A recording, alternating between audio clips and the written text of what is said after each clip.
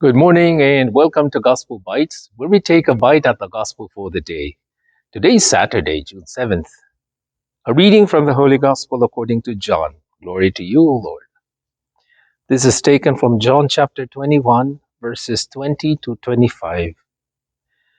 After he was raised from the dead, Jesus appeared to the disciples by the Sea of Tiberias and indicated the kind of death by which Peter would glorify God.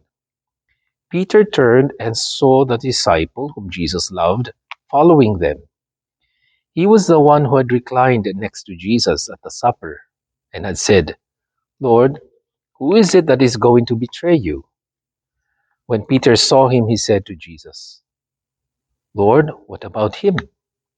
Jesus said to Peter, "If it is my will that he remain until I come, what is that to you? Follow me."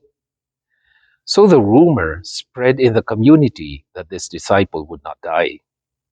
Yet Jesus did not say to him that he would not die, but if it is my will that he remain until I come, what is that to you?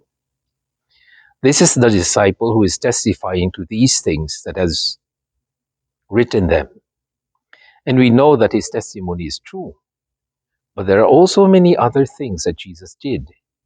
If every one of them were written down, I suppose that the world itself would not contain the books that would be written. The Gospel of the Lord. Praise to you, Lord Jesus Christ. I don't know if Jesus slipped, but he kind of told Peter something that's going to happen in the future. And he said, "This is how you're going to die. When you were young, you went to wherever you wanted. But then when you grow old, you will be fastened and you will go to a place where you don't want to go." No?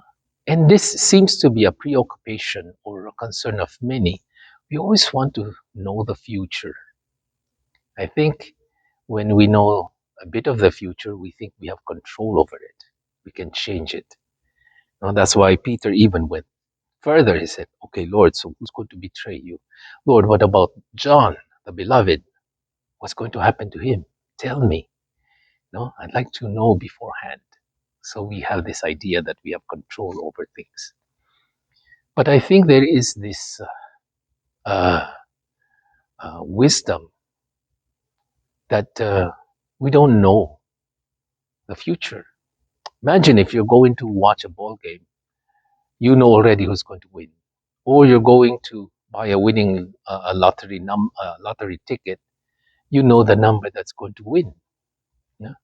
Or you're going to pursue a man or a woman. Uh, you want to court a girl, and well, I know she's going to say yes. What's the point? No. Oh, I'm not going to study anymore because I know I'm going to pass the exam. Imagine if our lives were all predetermined by us, or we know exactly what's going to happen. No. Imagine. Probably Jesus was the only one in the world who knew. That's why he said the hour is not yet coming. Maybe 3 or even 33 years before, he knew he was going to die, how he was going to die, when he was going to die, because he was God.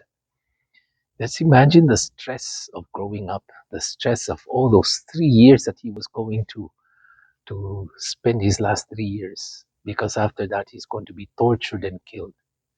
That must have been hard for Jesus.